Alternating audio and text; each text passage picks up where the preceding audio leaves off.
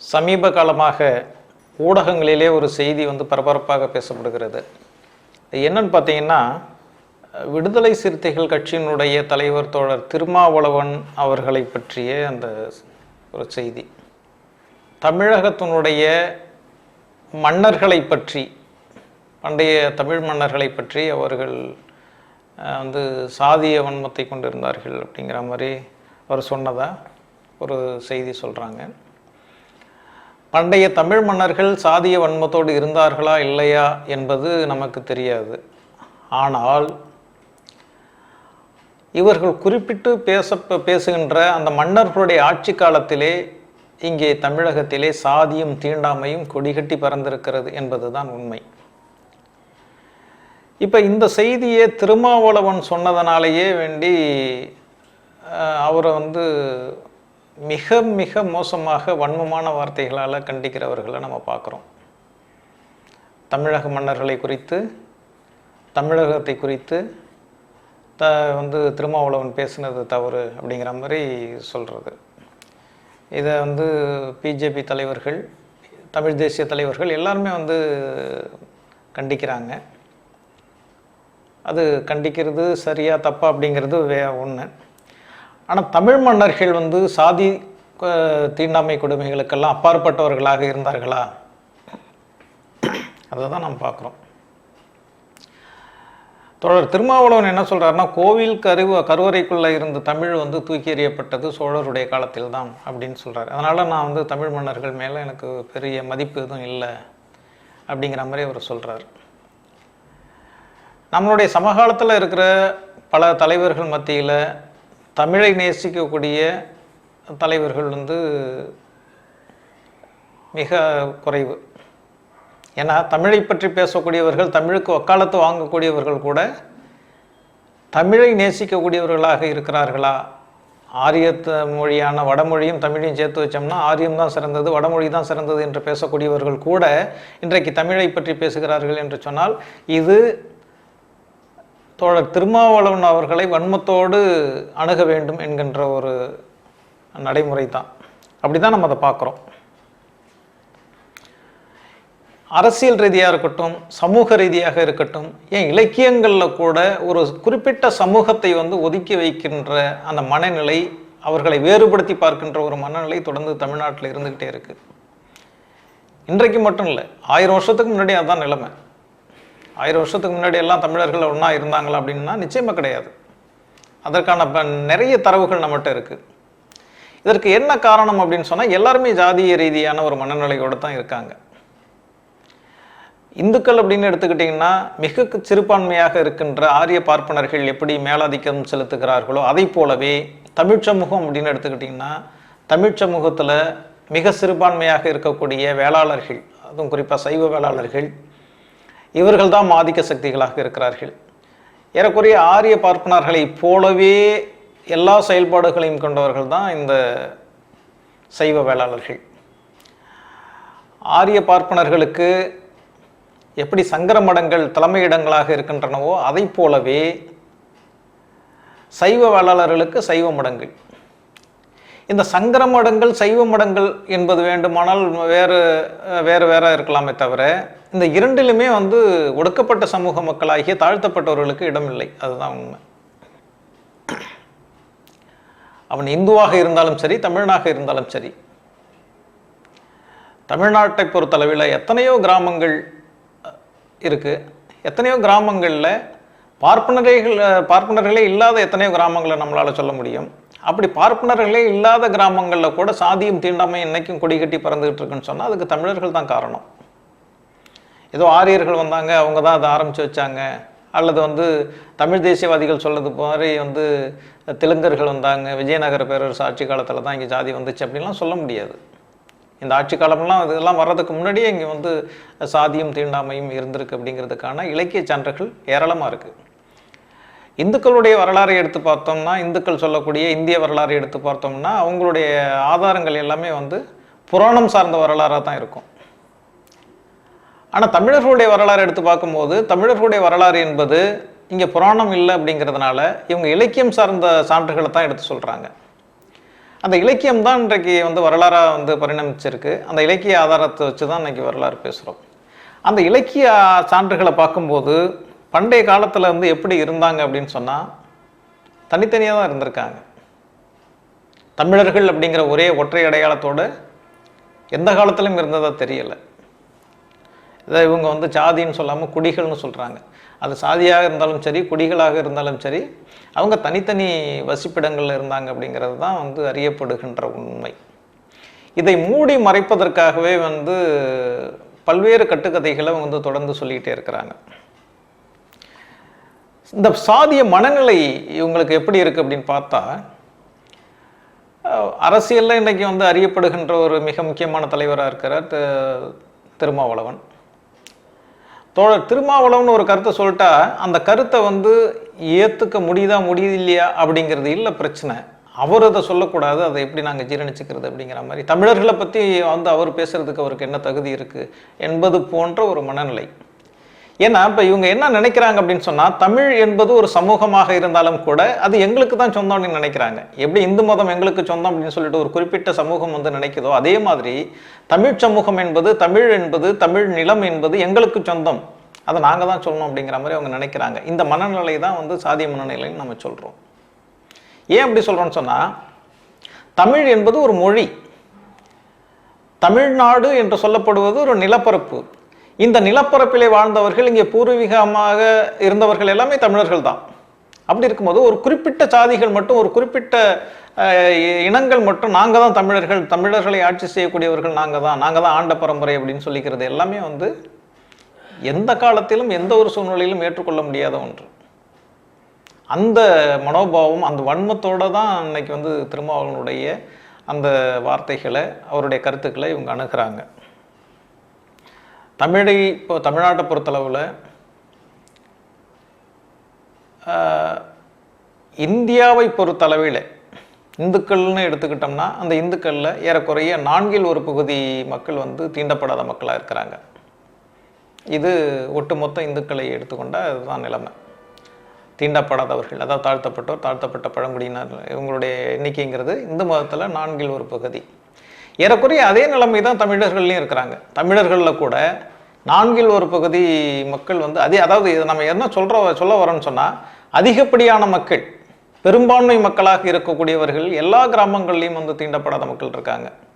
அவர்கள் வந்து பறையர்களாக இருக்கலாம், தேவேந்திரகுல வேளாளர் என்று சொல்லக்கூடிய பல்லர்களாக இருக்கலாம், அருந்தியர்கள் என்று சொல்லக்கூடிய சக்கிலியர்களாக இருக்கலாம், இவர் பேர் வேறு இருக்கலாம். ஆனால் அவருடைய சமூக நிலை அப்படிங்கிறது வந்து ஒன்று தான். இன்றைக்கி சமீப காலமாக நம்ம பார்க்குறோம், நிறைய வந்து இது மாதிரி வந்து ஒடுக்கப்பட்ட சமூகத்தை சேர்ந்தவர்கள் தங்களுக்கும் வந்து ஒரு வரலாறு இருக்கிறதா சொல்கிறாங்க. அது இருக்கா இல்லையாங்கிறது அந்த விவாதத்துக்குள்ளே நம்ம போகலை. ஆனாலும் கூட அவர்களும் நாங்கள் ஆண்ட பரம்பரை, எங்களுக்கு ஒரு வரலாறு இருக்குது, நாங்கள் வந்து இது மாதிரி இருந்தோம், அப்படி இருந்தோம், எங்களுக்கு அப்படின்ட்டு வரலாறுலாம் சொல்லிகிட்டு இருக்காங்க. இப்போ இதன் மூலம் அவங்க வந்து என்ன நிரூபிக்க போகிறாங்க அப்படிங்கிறது எனக்கு தெரியல. சாதி பெருமை பேசுவது என்பது நேராக அவர்களை வந்து இந்துத்துவ ஆதிக்கத்துக்கு தான் விட்டு சொல்லும். இப்போ அந்த மனநிலைக்கு அவங்க வந்துட்டாலே இந்து சமூக அமைப்பை அவங்க ஏற்றுக்கிட்டணும். இப்போ இந்து சமூக அமைப்புங்கிறது என்னன்னு சொன்னால், இந்து சமூக அமைப்புங்கிறது படிநிலை சமுதாயத்தை உள்ளடக்கியது. படிநிலை சமூகம் என்னன்னு சொன்னால், படிநிலைங்கிறது வந்து ஒன்று மேலே இருக்கும், ஒன்று கீழே இருக்கும், என்ன சமமாக இருக்காது. சாதிகள் அப்படின்னு சொன்னாலே மேலும் கீழும் தான் இருக்க முடியுமே தவிர சமமாக இருக்கவே முடியாது. இதுதான் வந்து இந்து சமூகத்தினுடைய சமூக படிநிலை, படித்தரம். இப்போ இதுக்குள்ளே அவங்க ஆட்டோமேட்டிக்காக விரும்பினாலும் விரும்பாவிட்டாலும் நாங்கள் வந்து எங்களுக்கு ஒரு ஜாதி இருக்குது, அந்த ஜாதிக்கு ஒரு பெருமை இருக்குது அப்படின்னு சொல்லும் போதே அதுக்குள்ளார இவங்க ஆட்டோமேட்டிக்காக போயிடுறாங்க. போயிட்டா மேல் கீழ் அப்படிங்கிறத அவங்க ஏற்றுக்கிட்டு தான் ஆகணும். இதில் ஆக கீழான ஒரு சமூக படித்தரத்தில் இருக்கக்கூடியவர்கள் தீண்டப்படாத மக்களாகிய தாழ்த்தப்பட்டவர்கள், பழங்குடியினர்கள் இவங்க இருக்காங்க. எல்லாவற்றுக்கும் மேலான நிலையில் இருக்கக்கூடியவர்கள் வந்து ஆரிய பிராமணர்கள். அவங்க தான் நாங்கள் எல்லாத்துலேயும் மேலானவர்கள் அப்படின்னு. தமிழ்னு எடுத்துக்கிட்டால் கூட அதுலேயும் அவங்க தான் மேலே இருக்கிறாங்க. இந்துன்னு எடுத்துக்கிட்டாலும் அவங்க தான் மேலே இருக்கிறாங்க. ஆக எல்லாவற்றிலும் மேலானவர்கள் அவங்களா இருக்காங்க. இப்போ இடைப்பட்ட ஜாதிகள் இருக்காங்களே, பிற்படுத்தப்பட்டவர்கள், இவர்கள் தான் வந்து இதை வந்து பேலன்ஸ் பண்ணிக்கிட்டு மேலே இருக்கவங்களை வந்து எந்த தொந்தரவும் கொடுக்காம கீழே இருக்கிறவங்கள மேலே வரவிடாமல் தடுத்துக்கிட்டு இருக்கிறது இங்கே இருக்கின்ற பிற்படுத்தப்பட்ட ஜாதிகள். அவர்கள் தான் இப்போ தமிழ் தேசியம் பேசிகிட்டு இருக்காங்க. இப்போ இதில் நமக்கு எந்த பிரச்சனையும் கிடையாது. தமிழ் தேசியவாதிகளுக்கு தமிழ் தேசியம்னா என்னன்னு சொன்னால், உண்மையான ஒரு தமிழ் தேசியத்தை நம்ம ஒத்துக்க தயாராகவே இருக்கிறோம். அது என்ன உண்மையான தமிழ் தேசியம், போலி தமிழ் தேசியம் அப்படின்னு பார்த்தோம்னா, உண்மையான தமிழ் தேசியம் என்பது தமிழர்கள் ஆரியர்களுக்கு எதிரானவர்கள் என்ற மனநிலையில் உள்ளது தான் உண்மையான தமிழ் தேசியம். ஏன்னா ஆரியர்கள் இந்த மண்ணுக்கு வர்றதுக்கு முன்னாடி இந்த தேசம் முழுவதுமே பரவி இருந்தவர்கள் வந்து தமிழர்கள். அந்த தமிழர்கள் இந்த தேசம் முழுவதும் பரவி இருந்தார்கள், இந்த நாடு எங்களுக்கு தான் சொந்தம் அப்படின்னு சொல்லிக்கிற அந்த மனநிலை இருக்கு இல்லையா, அது தமிழ் தேசியம். அந்த தமிழ் தேசியம் தான் உண்மையான தமிழ் தேசியம். ஆனால் இன்றைக்கு இருக்கின்ற தமிழ் தேசியம் என்பது வந்து ஆரியர்களுக்கு எதிரான தமிழ் தேசியம் இல்லை. இது திராவிடர்களை எதிர்க்கக்கூடிய ஒரு தமிழ் தேசியம். தமிழர்களை ஏன் திராவிடர்னு சொல்கிறோம் அப்படிங்கிறது அந்த திரும்ப திரும்ப அந்த விஷயங்களை நம்ம பேசிகிட்டே இருக்கிறோம்.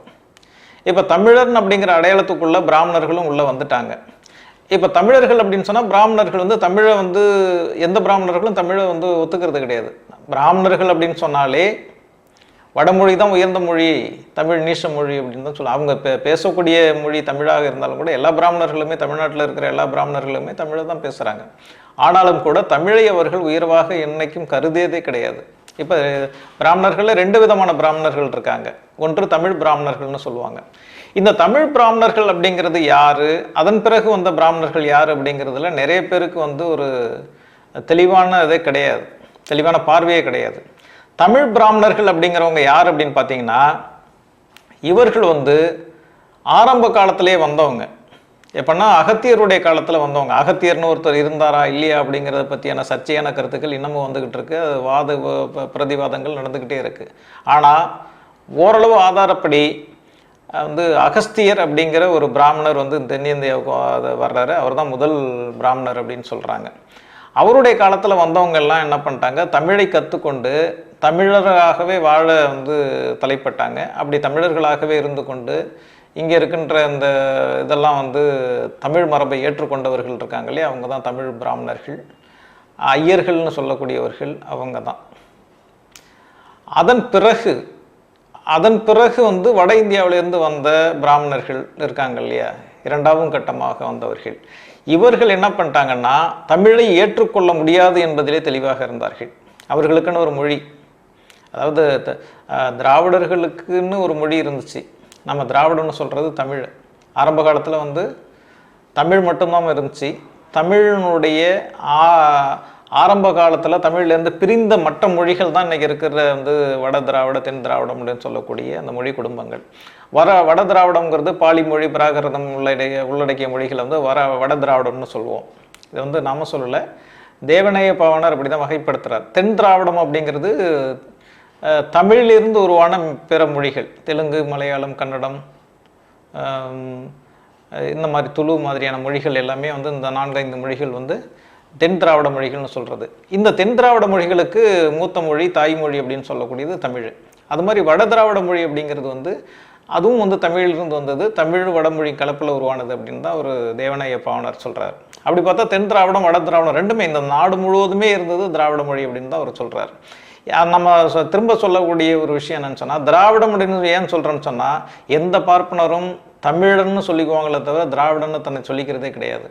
ஏன்னா திராவிடம் என்பது ஆரியத்தினுடைய எதிர்ச்சொல்லாக தான் அவங்க பார்க்குறாங்க.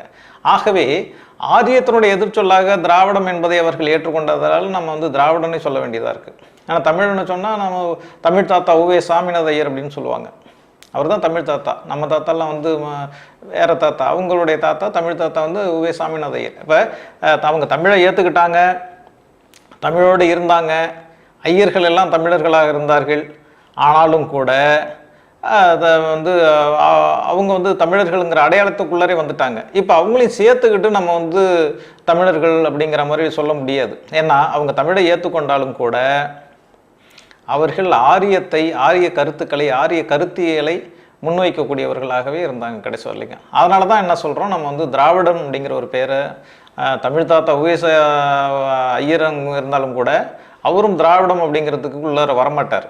தமிழர்னு சொல்லிக்குவார தவிர திராவிடன்னு வரமாட்டார். இப்போ அவர் தமிழுக்கு தொண்டு செய்தார்கள், அவர்கள் இல்லைன்னா இன்னைக்கு தமிழ் இலக்கியங்களே இல்லை அப்படின்லாம் சொல்லிக்கிட்டு இருக்காங்க. இதெல்லாம் சுத்த போய். ஏன்னா நிறைய ஐரோப்பிய அறிஞர்கள் கூட தமிழுக்கு தொண்டு செய்தவர்கள் இருக்கிறாங்க. அவங்கெல்லாம் நாங்கள்லாம் தமிழர்கள் அப்படின்னு சொல்லிட்டு வீரமாமுனிவராக இருக்கட்டும், அல்லது வந்து எல்லிஸ் பாதிரியாராக இருக்கட்டும், ஹீராஸ் பாதிரியாராக இருக்கட்டும், இவங்கள்லாம் வந்து இது மாதிரி நிறைய தமிழறிஞர்கள் வந்து வெளிநாட்டிலேருந்து வந்து ஐரோப்பிய நாடுகள்லேருந்து வந்து தமிழை கற்றுக்கிட்டு தமிழுக்கு பணி செய்த நிறைய தமிழறிஞர்களை சொல்ல முடியும். அவங்களாம் உரிமை கொண்டாடலை, ஆனால் இவங்க வந்து உரிமை கொண்டாடுறாங்க. ஆக அவங்களை தனிமைப்படுத்தி இந்த மண்ணினுடைய பூர்வக்குடிகள் மட்டும் தனியாக அடையாளப்படுத்தணும்னு சொன்னால் அதுக்கு திராவிடம் அப்படிங்கிற வார்த்தை தான் நமக்கு வந்து சரியாக இருக்குது. அப்படிங்கிறதுனால தான் நம்ம திராவிடம்னு சொல்கிறோம். ஒன்று.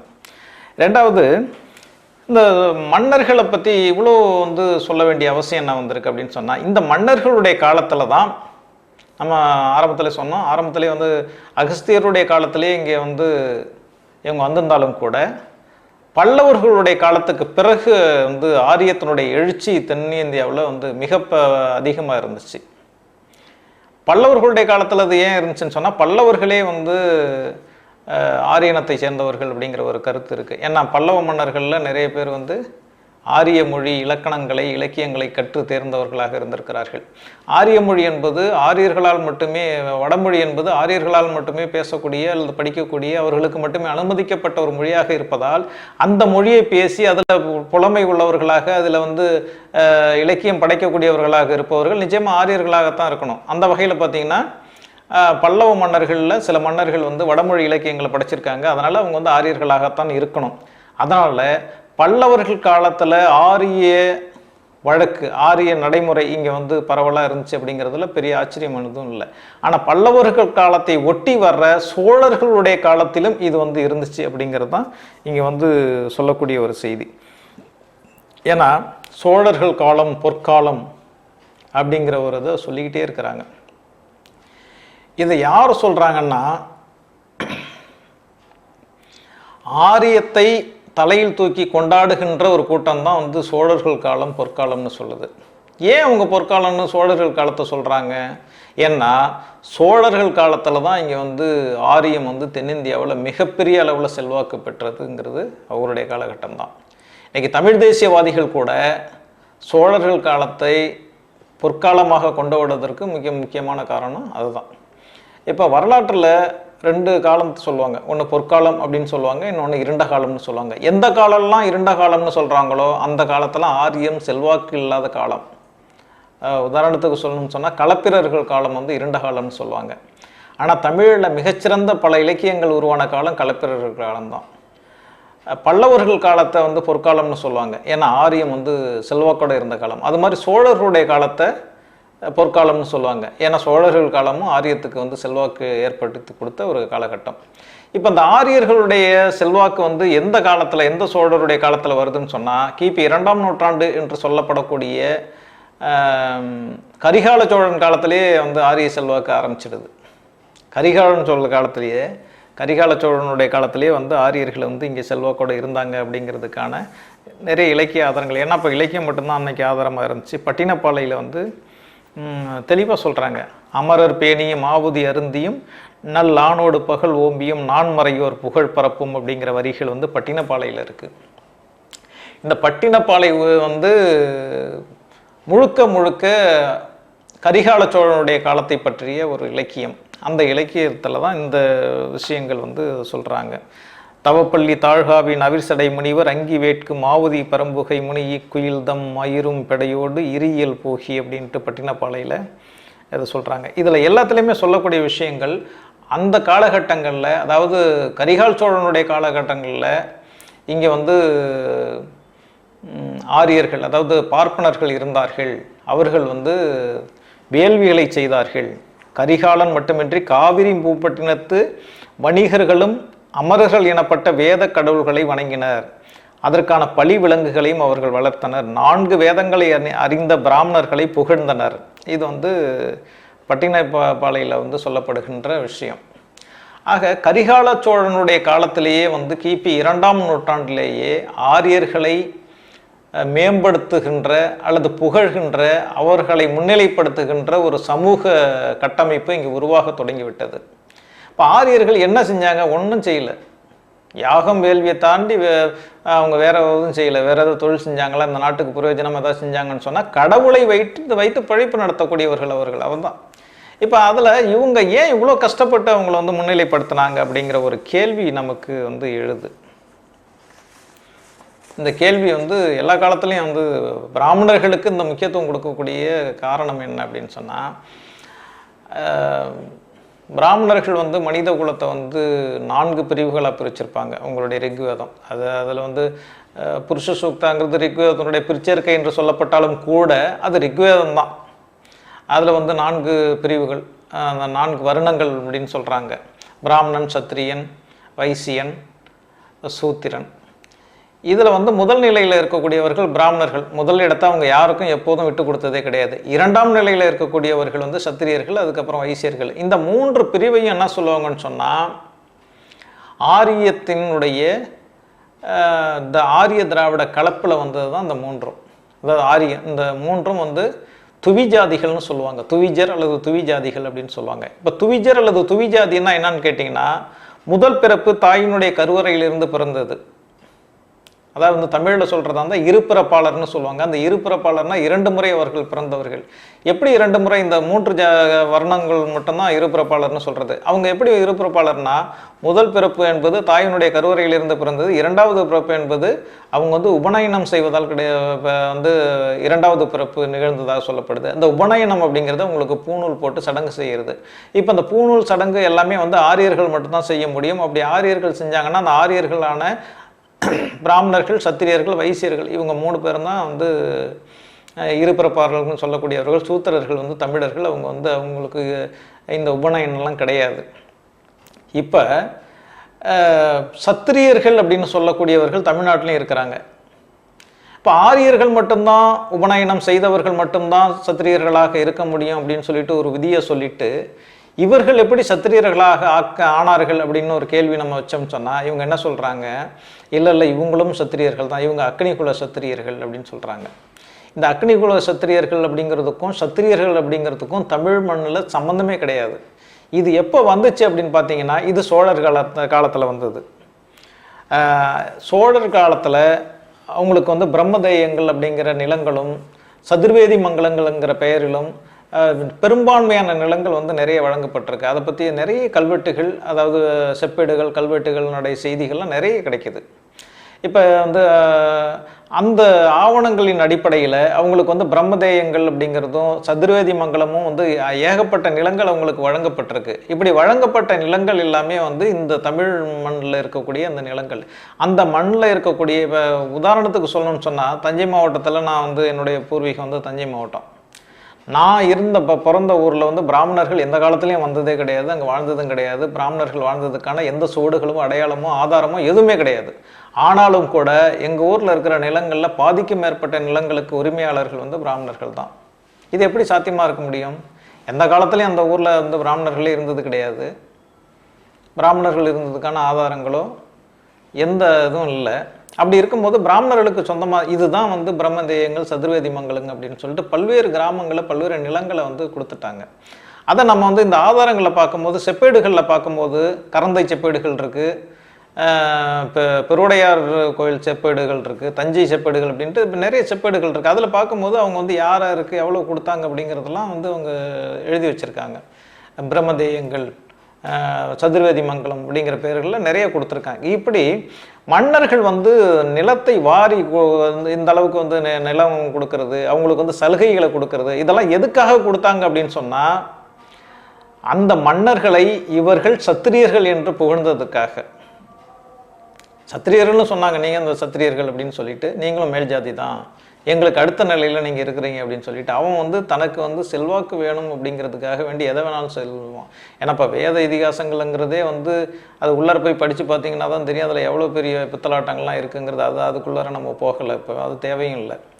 ஆனால் அவர்கள் சொன்னார்கள், உங்களை சத்திரியர்களாக ஏற்றுக்கொள்கிறோம் என்பதற்காக வேண்டி இவர்கள் வந்து இவ்வளோ பாடுபட வேண்டியதாக இருக்குது. இது வந்து வரலாற்றில் இங்கே மட்டும் கிடையாது. சத்ரபதி சிவாஜியினுடைய இதுலேயும் அதுதான் நடந்துச்சு. சத்ரபதி சிவாஜி வந்து ஒரு கட்டத்தில் வந்து ஆட்சி அதிகாரத்தை வந்து கைப்பற்றுவதற்காக எல்லாமே பண்ணார். அதான் கடைசி கட்டமாக வந்து அவர் பதவி பிரமாணம் செஞ்சு வைக்கிறதுக்காக வேண்டி போகும்போது அவர் சூத்திரன் அப்படின்னு சொல்லிட்டு அவருக்கு வந்து பதவி பிரமாணமே செஞ்சு வைக்கலை. கடைசியாக வந்து காகப்பட்டர் அப்படிங்கிற ஒரு பிராமணருக்கு லஞ்சம் கொடுத்து தான் வந்து அவர் வந்து மன்னராக பதவி பிரமாணம் எடுத்துக்கிட்டார். கடைசி காலங்களில் அந்த பிராமணர்களை திருப்திப்படுத்துவதற்காக தன்னுடைய சொத்துக்கள்லாம் இழந்துட்டு கடைசியாக அதுக்கு பிறகு வந்து இப்போ சத்ரபதி சிவாஜியினுடைய காலத்துக்கு பிறகு அவருடைய சந்ததிகள் காலத்தில் மராட்டியர்களால் உருவாக்கப்பட்ட அந்த சாம்ராஜ்யமே என்ன ஆச்சு அப்படின்னு சொன்னால் பேஷ்வாக்கள் என்ற பார்ப்பனர்கள் கைக்கு போயிடுச்சு. இதுதான் வரலாறு. இப்போ பார்ப்பனர்களுக்கு 2ஆம் இடத்துல இருக்கக்கூடிய சத்திரியர்கள் வந்து சமூக ரீதியாக வந்து பார்ப்பனர்கள் மேலானவர்கள், சத்திரியர்கள் அடுத்த நிலையில் இருக்கான்னு சொல்லிக்கிறதுக்காக வேண்டிய அந்த பெருமைக்காக வேண்டிய அந்த மன்னர்கள் என்ன பண்ணாங்கன்னா பிராமணர்களை கூப்பிட்டு வந்து, அதுவும் வந்து சோழர்கள் காலத்தில் வந்த பிராமணர்கள் எல்லாமே வந்து வட இந்தியாவிலிருந்து வந்தவர்கள். அவங்களுக்கு தமிழே தெரியாது, தமிழ் அவங்க ஏற்றுக்கிற மனநிலையில் இல்லை. அப்படி வந்தவர்கள் வந்து என்ன பண்ணாங்க, இங்கே இருக்க தமிழ் மண்ணுக்கு வந்து இங்கே இருக்கிற வந்து அதை தெளிவாக சொல்கிறார் கே பிள்ளை வந்து தமிழக வரலாறு மக்களும் பண்பாடும் அப்படிங்கிற புத்தகத்தில் அவர் வந்து, இது என்னுடைய கருத்தாக நான் சொல்லலை, இது ஏற்கனவே வந்து பல்வேறு கருத்துக்கள் வந்து இது சொல்லப்பட்டிருக்கு. தமிழ் சமூகத்தில் தமிழ் மக்கள் சமூகத்தில் பிராமணர்கள் செல்வாக்கு ஓங்கி நின்றது. சங்ககால பார்ப்பனர் தமிழ் மக்கள் ஆவர். அவங்க சமூக காலத்தில் வந்தவங்க வந்து தமிழை ஒத்துக்கிட்டாங்க, அதனால் அவங்க தமிழை ஏற்றுக்கிட்டு இருந்தா அவங்க தான் ஐயர்னு சொன்னோம், தமிழ் பிராமணர்கள்னு சொன்னோம். ஆனால் அவர்கள் தம்மை தமிழகத்தில் பிறந்து வளர்ந்த தமிழராகவே எண்ணி வாழ்ந்தனரே அல்லாது தாம் அயலிடங்களிலிருந்து குடியிருந்தவர்கள் என்றோ அயல்மொழி பேசுவென்றோ ஒரு காலமும் கருதியது அல்ல.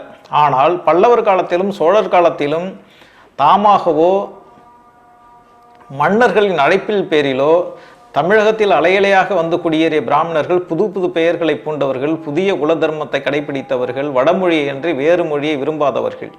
வடமொழியின் ஏற்றத்துக்கு என மன்னர்களிடம் பல சலுகைகளையும் செல்வாக்கையும் கைகொண்டு தமிழுக்கு கூற்றமாக திகழ்ந்தவர்கள்.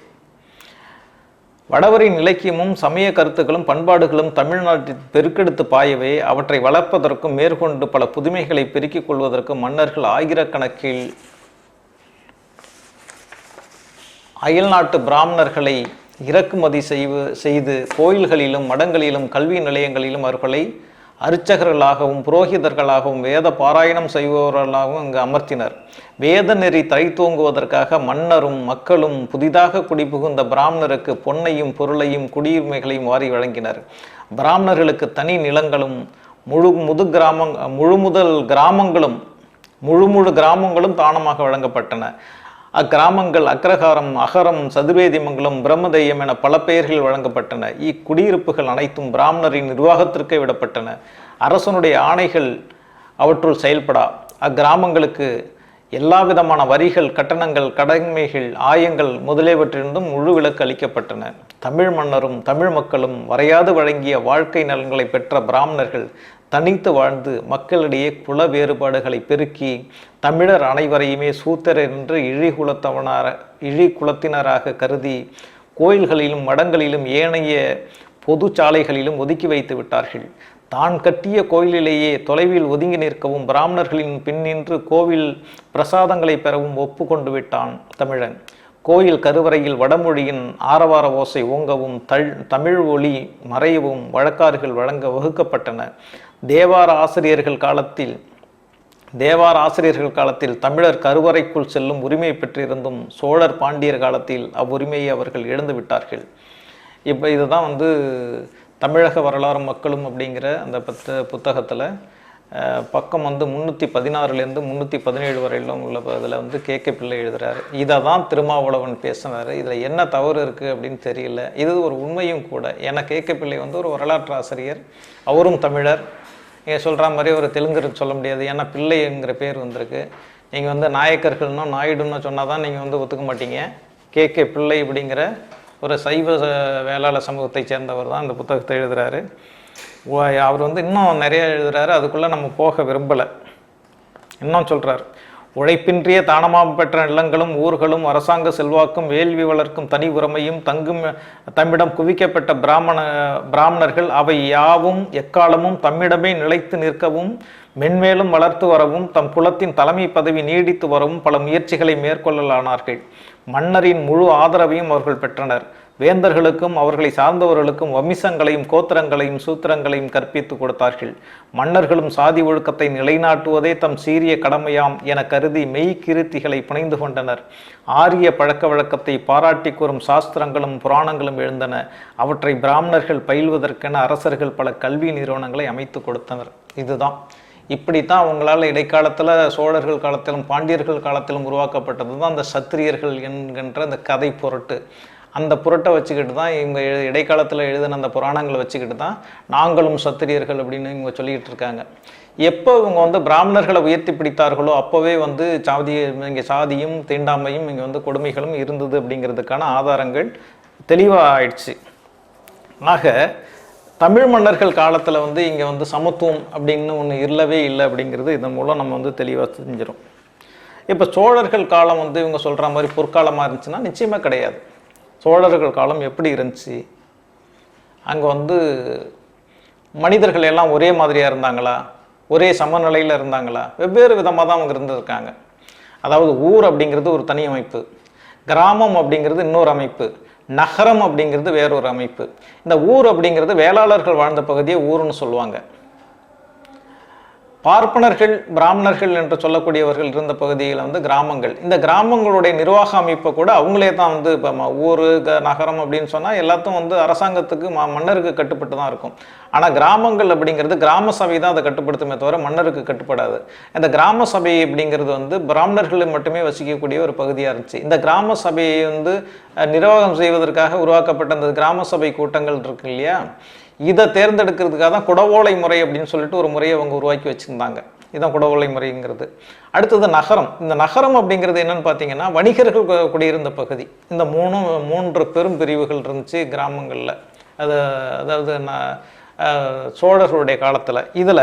இது இந்த மூன்று இல்லாமல் பறைச்சேரி, தீண்டாச்சேரி, ஈழச்சேரி, வண்ணாச்சேரி, தலவாய்ச்சேரி, தளிச்சேரி அப்படின்னு சொல்லிட்டு நிறைய சேரிகள் இருந்திருக்கு.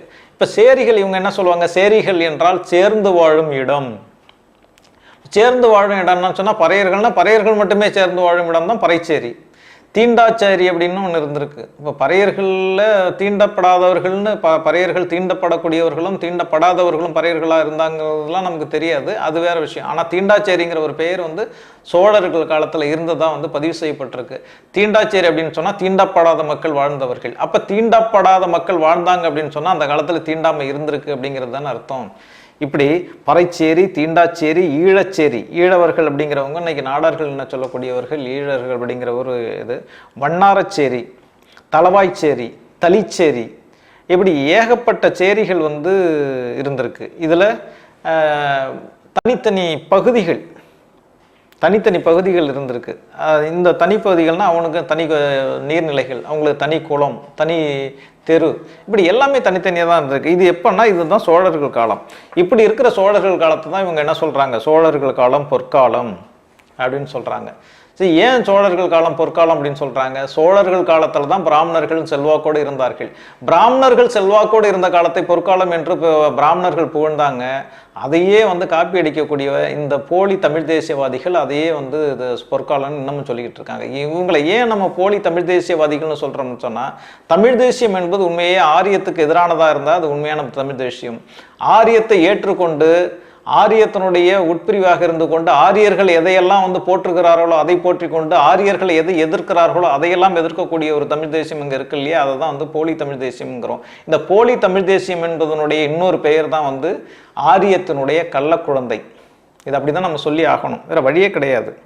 இவங்க வந்து தமிழர்கள் அப்படின்னு சொல்லிட்டு மூச்சுக்கு 3 தடவை தமிழர்கள் சொல்லுவாங்க. ஆனால் இவங்க தூக்கி பிடிக்கக்கூடிய சோழர்களே வந்து தெலுங்கை பேசக்கூடியவர்கள் இருந்திருக்காங்க. தந்தை பெரியாரை வந்து இவங்க ஒத்துக்க மாட்டாங்க, கலைஞர் கருணாநிதியை ஒத்துக்க மாட்டாங்க. ஏன்னா இவங்க 2 பேரும் தெலுங்கர்கள். தெலுங்கு எதிர்ப்பது தான் வந்து தமிழ் தேசத்தினுடைய உண்மையான கொள்கை என்பதாக இவங்க சொல்லிக்கிட்டு இருக்காங்க. சரி, அதை ஒத்துக்கும். ஆனால் சோழர்களில் வந்து தெலுங்கு பேசக்கூடியவர்கள் புத்தப்பி சோழர்கள் இருந்தாங்க, ரேனாட்டு சோழர்கள் இருந்தாங்க. இவங்கெல்லாம் வந்து தெலுங்கு பகுதியிலே ஆட்சி செய்த சோழர்கள், சோழ வம்சத்தை சேர்ந்தவர்கள். அவங்க சோழ வம்சத்திலேருந்து அங்கே போய் ஆட்சி செஞ்சாங்கிறாங்க. சரி, அதை வந்து தெலுங்கு நாட்டில் இருந்தாங்க, தெலுங்கு பேசக்கூடிய மண்ணில் இருந்ததுனால அவங்கள ஒத்துக்கலை, அதை விட்டுருவோம். ஆனால் சாளுக்கிய சோழர்கள்னு ஒரு பிரிவு இருந்துச்சு. தஞ்சையை வந்து தலைநகராக கொண்டு வந்து தமிழ் மண்ணை ஆண்ட வந்து சாளுக்கிய சோழர்கள் இருக்காங்கல்ல, அவங்களும் வந்து தெலுங்கை தாய்மொழியாக கொண்டவர்கள் தான். அந்த தெலுங்கை தாய்மொழியாக கொண்ட தெலுங்கு சோழர்கள் அல்லது சாளுக்கிய சோழர்கள், அதாவது குலோத்துங்க சோழன் காலத்திலிருந்து இந்த சோழருடைய சாளுக்கிய வம்சம் வந்து 1070வது வருஷத்துலேருந்து 1279, அதாவது 11லேருந்து 13வது நூற்றாண்டு வரலையும் இங்கே ஏறக்குறைய 2 நூற்றாண்டுகள் வந்து தமிழ் மண்ணை ஆட்சி செய்த சோழ மண்ணை ஆட்சி செய்தவர்கள் வந்து தெலுங்கர்கள் தான். இப்போ இந்த தெலுங்கர்களை அவங்க வந்து தமிழர்கள்னு இல்லைன்னு சொல்கிறாங்களா அல்லது சோழர்களை ஒத்துக்க முடியாதுன்னு சொல்கிறாங்களா அப்படிங்கிறது நமக்கு யாரும் தெரியலை. ஆக இந்த தமிழ் தேசியம் அப்படிங்கிறது இவங்க ஏன் வந்து தெலுங்கை எதிர்க்கிறாங்கன்னு சொன்னால், இவங்க தெலுங்கை எதிர்க்கலை, பெரியாரை எதிர்க்கிறாங்க. பெரியாருக்கு பிறகு வந்து பெரியாரை ஏற்றுக்கொண்டிருந்த கலைஞர் கருணாநிதி எதிர்க்கிறாங்க. ஏன்னா இவங்க வந்து அந்நிய மொழி பேசக்கூடியவர்கள் இங்கே ஆட்சி செய்யக்கூடாதுன்னு சொன்னால், எம்ஜிஆர் வந்து இதே மாதிரி தான், ஏறக்குறைய கலைஞர் கருணாநிதியினுடைய கேட்டகரி தான். அவர் வந்து தமிழ் தான் பேசி தமிழ்நாட்டிலே பிறந்திருந்தாலும் கூட அவரும் வந்து ஒரு மலையாளி. அதே மாதிரி ஜெயலலிதா வந்து தமிழ்நாட்டில் பிறந்து தமிழ்நாட்டில் வளர்ந்துருந்தாங்க கூட அவங்க கன்னடத்தை பேசக்கூடியவர்கள், ஒரு கன்னடிகா. ஆக அவங்க இவங்களெல்லாம் கணக்கில் எடுத்துக்கிறதே கிடையாது. எப்போதுமே தெலுங்கு சோழர்களை கணக்கில் எடுத்துக்கிறது கிடையாது, எம்ஜிஆரை கணக்கில் எடுத்துக்கிறது கிடையாது, ஜெயலலிதாவை கணக்கில் எடுத்துக்கிறது கிடையாது. அவங்க கணக்கில் எடுத்துக்கிட்டது வந்து திராவிட கொள்கைன்னு சொல்லக்கூடிய பெரியாரையும் கலைஞர் கருணாநிதியும் தான் எடுத்துக்கிறாங்க. இதனுடைய நோக்கம் என்னன்னு சொன்னால், இவங்க ரெண்டு பேரும் ஆரியத்தை எதிர்த்தவர்கள். ஆக ஆரியத்தை எதிர்ப்பது தான் இவங்க பேசக்கூடிய தமிழ் தேசியம் அப்படின்னு சொன்னால் அதுதான் போலி தமிழ் தேசியம்ங்கிறோம். அதுதான் வந்து ஆரியத்தினுடைய கள்ள குழந்தைன்னு சொல்கிறோம். இப்போ மன்னர்கள் இந்த ஆரியர்களை எதற்காக ஆதரித்தார்கள் அப்படிங்கிற காரணத்தை நம்ம சொல்லிட்டோம். ஆக இந்த தமிழ் தேசியம், இந்த தமிழ் தேசியவாதிகள் இவங்க தான் இன்னைக்கு வந்து திருமாவளவனை வந்து அவர் வந்து ஒரு சாதிய தலைவராக கட்டமைக்க பார்க்கறது, அவர் வந்து பேசுறதுக்கு தகுதி இல்லாதவர், தமிழர்களை பற்றி பேசுறதுக்கு.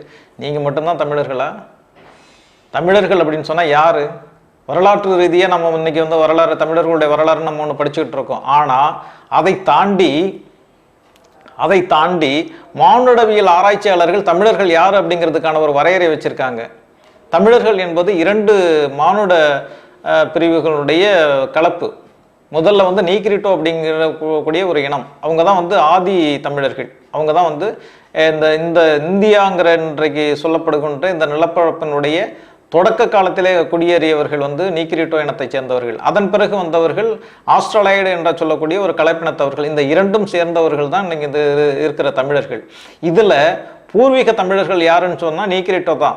அந்த நீக்கிரிட்டோ இனத்திலிருந்து வந்தவர்கள் தான் இன்றைக்கு இருக்கின்ற ஒடுக்கப்பட்ட மக்கள். அவர்கள் தான் இன்னைக்கு வந்து தாழ்த்தப்பட்டவர்களாக வந்து தீண்டப்படாதவர்களாக இருக்கிறார்கள். அந்த சமூகத்திலேருந்து வந்த ஒரு தலைவரை வந்து தனிமைப்படுத்தி அவங்க நான் தமிழனா ஒத்துக்க முடியாதுன்னு சொன்னால், அவங்கள எப்படி வந்து ஒத்துக்க முடியாதவர்கள் எப்படி தமிழர்களாக இருக்க முடியும் அப்படிங்கிறது நமக்கு ஒன்றும் புரியலை. ஆக திருமாவளவனை இவங்க அப்படி திருமாவளவன் மட்டும் அப்படி பார்க்கல.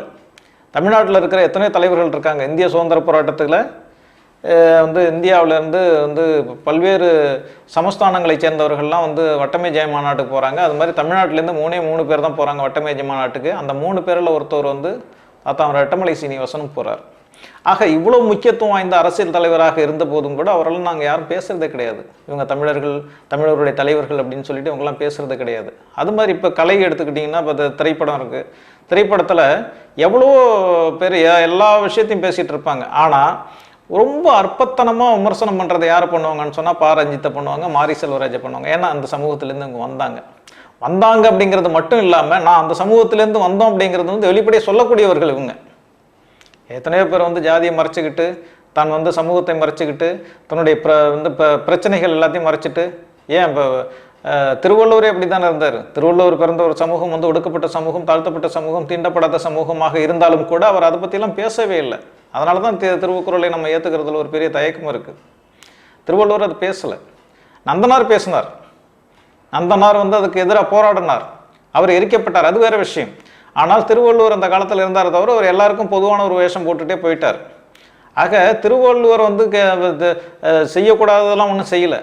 நான் எல்லாமே நல்ல செய்திகள் தான், நல்லதான் பண்ணார், நல்ல விஷயங்கள் தான் சொன்னார். ஆனாலும் கூட அதை விட தாண்டி அவர் சொல்லப்பட வேண்டிய விஷயங்கள் நிறையா இருக்குது. திருவள்ளுவர் வந்து ஒடுக்கப்பட்ட சமூகத்தை சேர்ந்தவர், ஒரு தீண்டப்படாத சமூகத்தை சேர்ந்தவருங்கிறதுக்கான ஆய்வுகள் நிறையா இருக்குது. நீங்கள் வேணால் தமிழ் டிக்ஷனரி எடுத்து பார்த்தீங்கன்னா அதில் தெரியும். அதை வந்து திருவள்ளுவருடைய பிறப்பை பற்றி ஆதி பகவன், ஆதின்னா யாருன்னு சொன்னால் ஆதிங்கிற வந்து ஒரு புலைச்சி அப்படிங்கிறத அவங்களே எழுதி வச்சுருக்காங்க. ஆக ஒரு புலையர் அப்படிங்கிறத அவங்க சொல்லி வச்சுருக்காங்க. ஆனால் அவர் வந்து தீண்டாமையை பற்றி எதுவுமே பேசலை. பிறப்புக்கும் எல்லா உயிருக்கும் அப்படின்ட்டு பொதுவாக சொல்லிட்டு போயிட்டாரு தவிர அதை விட தாண்டி கொடிகட்டி பறந்த அந்த தீண்டாமை கொடுமையை பற்றிலாம் அவர் பெருசாக பேசலை. நந்தனார் பேசின அளவுக்குலாம் வந்து பேசலை. அது வேறு விஷயம், நம்ம அதுக்கு போக வேண்டாம். ஆனால் இங்கே என்ன பிரச்சனைன்னு சொன்னால், திருமாவளவன் மாதிரி சாதி கொடுமைகளை பற்றி பேசக்கூடியவர்கள் இப்போ வந்து சோழர்கள் காலத்திலும் சாதி இருந்தது, சோழர்கள் காலத்திலும் தீண்டாமை இருந்தது, பல்லவர்கள் காலத்திலும் இருந்தது, இவங்கெல்லாம் எப்படி ஏற்றுக்கிறது அப்படின்னு கேள்வி கேட்கக்கூடியவர்களை இவங்க ஒத்துக்க மாட்டாங்க. பா ரஞ்சிதா இருக்கட்டும் அல்லது மாரி செல்வராஜா இருக்கட்டும், இவங்கெல்லாம் இவங்க வந்து விமர்சனம் பண்ணுறதுக்கு மிக முக்கியமான காரணம், இவர்கள் வந்து தங்கள் மீது இழைக்கப்பட்ட கொடுமைகளை வந்து கேள்வி கேட்டவர்கள். டாக்டர் அம்பேத்கரை தான் செஞ்சார், தந்தை பெரியாரை தான் செஞ்சார். இப்போ எதிர்கேள்வி கேட்பவர்களை இவங்க ஏற்றுக்க மாட்டாங்க. ஆனால் ஜால்ரா போடக்கூடியவர்களை இவங்க வந்து தூக்கி கொண்டாடுவாங்க. இதுதான் இன்னைக்கு இருக்கிற யதார்த்தம். அந்த அடிப்படையில் தான் தோழர் திருமாவளவனை வந்து இவங்க விமர்சனம் பண்ணிக்கிட்டு இருக்காங்க.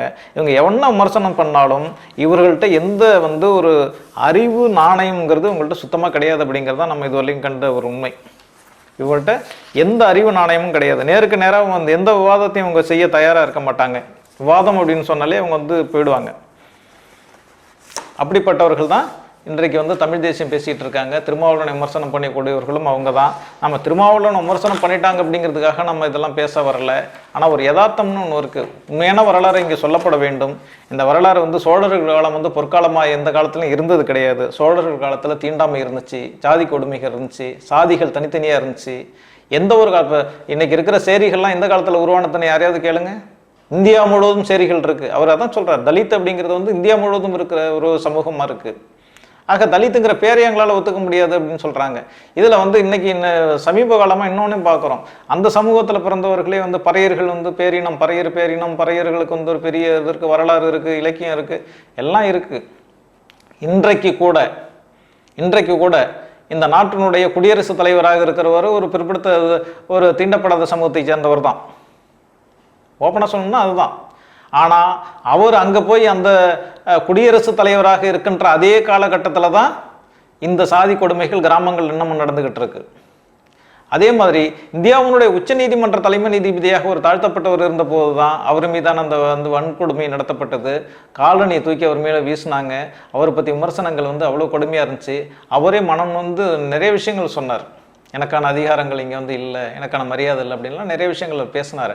ஆக ஏதோ ஒரு காலத்தில் வந்து யாரோ ஒருத்தவங்க இருந்தாங்க அப்படிங்கிறத வச்சுட்டு அந்த மக்கள் வந்து அந்த ஒட்டுமொத்த மக்களும் வந்து செல்வாக்கோடு இருந்தாங்க, அவங்க வந்து சிறப்பாக வாழ்ந்தாங்க அப்படின்லாம் நம்ம சொல்லிட முடியாது. யதார்த்தம் வந்து மன்னர்களை பற்றி நமக்கு அறிய கிடைக்கின்ற இந்த ஆதாரங்கள் எல்லாமே வந்து இலக்கிய ஆதாரங்கள். இந்த இலக்கியங்கள் யார் எழுதினான்னு சொன்னால், இலக்கியங்கள் எழுதினவங்கலாம் புலவர்கள். இந்த புலவர்கள் எல்லாமே எப்படிப்பட்டவர்கள்னு சொன்னால், மன்னர்களுடைய தயவை எதிர்பார்த்து நின்றவர்கள். மன்னர்களுடைய தயவை எதிர்பார்த்து நின்ற புலவர்களால் எழுதப்பட்ட அந்த புராணங்களை, இலக்கியங்களை வச்சுக்கிட்டு தான் நம்ம இன்னைக்கு அந்த வரலாறு அப்படின்னு சொல்லிக்கிட்டு இருக்கோம். ஆனால் அதையும் தாண்டி அவர்களால் வந்து விரும்பியும் விரும்பாமலும் சொல்லப்பட்ட சில செய்திகளை வச்சு தான் நமக்கு வந்து புலைச்சேரிகள் இருந்தது, பறைச்சேரிகள் இருந்தது அப்படிங்கிறது. கீழ்ப்பால் ஒருவன் கற்பின் மேற்பால் ஒருவனும் அவன் கண் படுமே. கீழ்ப்பால் மேற்பால் அப்படிங்கிற பாகுபாடு இப்போ இருந்திருக்கு அப்படின்னு தானே அர்த்தம். கீழ்ப்பால் மேற்பால்னா என்ன?